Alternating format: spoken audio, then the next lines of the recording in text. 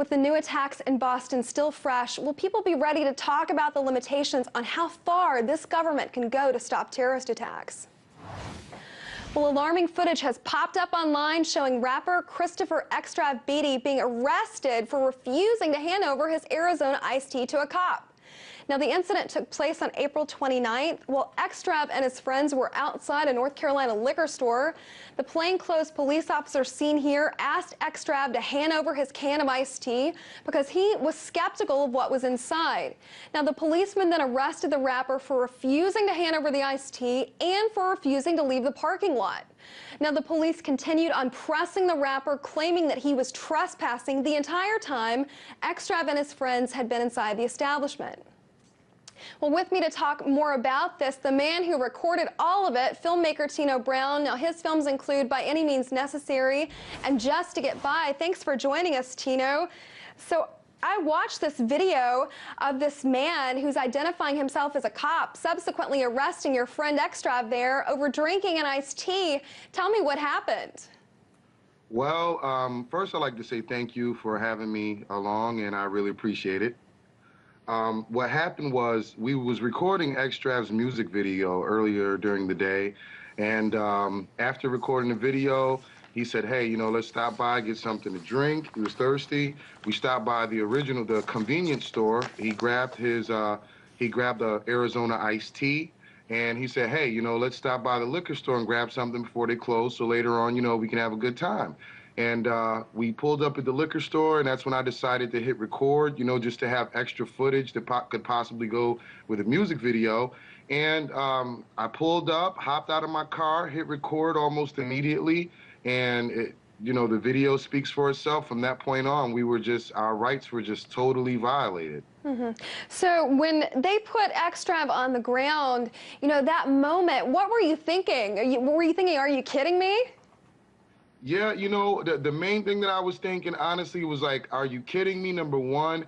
And number two, I really was thinking of the Constitution. I really was. I was like, where, you know, the rights here? What? It's like he doesn't have the right to drink an iced tea right now. Mm-hmm. So it was kind of harsh. Certainly. So what happened after that arrest? Well, after the arrest, the Fayetteville Police Department showed up, as seen in video 2, and he pulled up, and I tried to explain to him, hey, you know, we have footage, we have evidence. You know, if someone's claiming there's a crime, we have evidence here. And they just ignored me. They didn't want to hear it. They were really more so mad that I did have evidence, and they just ignored me. And he was arrested, booked, brought downtown, and he has a court date on June 6th in Fayetteville. I see. Well, what was the charge exactly brought against him? Well, the charge was trespassing and resisting arrest, which everyone can see. He had his hands up. As he was tackled to the ground, he never once threw an elbow, a punch. He didn't even get loud, for that matter. So, you know, hopefully we can get people to stand up, give calls, letters, even, you know, some type of protest or anything that could bring awareness, because it's bigger than Xstrav. It's about the people of America. Certainly. So it sounds like, you know, a lot happening still. The status of this, just so I understand you, sir, these charges haven't been dropped.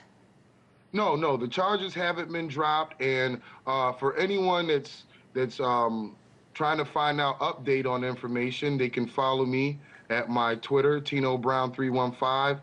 I'm always updating the situation. I'll even be posting new video footage of Xstrav explaining the story from his end. I'll also have him here with you guys explaining the story.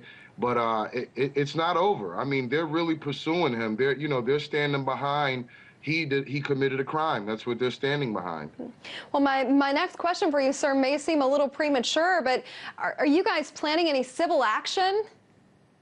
Of course, yes. We're planning civil action. We're getting with attorneys right now, civil attorneys. We're just open to hear what anyone who may think they can handle the case may say. So if you know, if there's any civil attorneys listening that's seen the video, you know, that can give us advice or steer us in the right direction or possibly help with the case, we're all open for it. And it's more important, we need the people like you and others to speak up and help us with it. Okay. Well, I want to take you to the public response of this video. If you can tell me, what is the public response to that YouTube video of this arrest, and what does it mean to you that we're talking about it now? Really, it means everything to me because I have a daughter, and it's the future of America. Is the main concern. The public is responding with what I expected. With, hey, that could have been me. That could have been my child. That could have been my mother, for goodness sake. They're appalled. They're mad, which they should be, because I, Tino Brown, I stand for the Constitution. I stand for freedom. And at this moment, like I said, it's about the future. That's what I'm concerned about. If our kids or grandkids, if we're going through this now and it's getting worse by the day, imagine what they'll have to go through if we, the people, continue to allow this to happen. Well, Tino, we've got to leave it there. Thank you for your time, sir. That was filmmaker Tino Brown. Thank you.